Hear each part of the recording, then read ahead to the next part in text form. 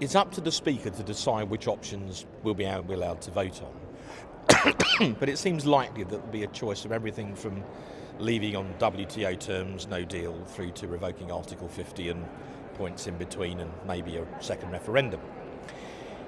If there's no guidance from the government for Tory MPs, if there's no whipping at all, even against, revoking Article 50, if the government can't even decide to vote against that, there isn't really a government. We're in a world of rumour at the moment. So there was a rumour this morning that at the 1922 committee, which the Prime Minister will address at 5 o'clock, that's a given, she was going to announce her departure at some point in return if MPs voted to get the deal through. The suggestion now is she's not going to do that. And a number of MPs were contemplating voting for the deal if the Prime Minister agreed to go. Now that it looks like she's not going to agree to go, a lot of those people are now thinking that they won't vote for the deal. So there were some people peeling away this morning, but they're now sort of heading back. The process is a shambles.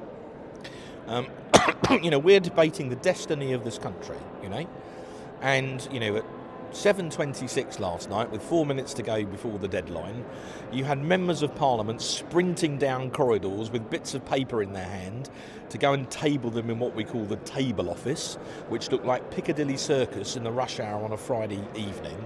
It was chaos. This is not a sensible, orderly way to decide the destiny of a country.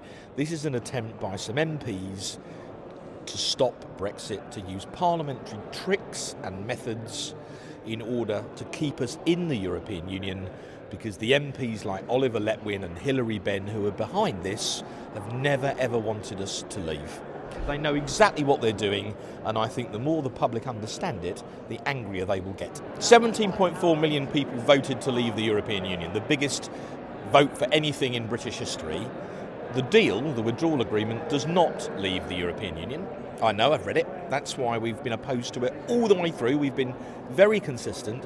So I'm not going to go through the lobbies of the House of Commons to vote for something that actually keeps us in the EU when 17.4 million people gave me an order to do the opposite, and the vast bulk of members in the ERG take exactly the same view.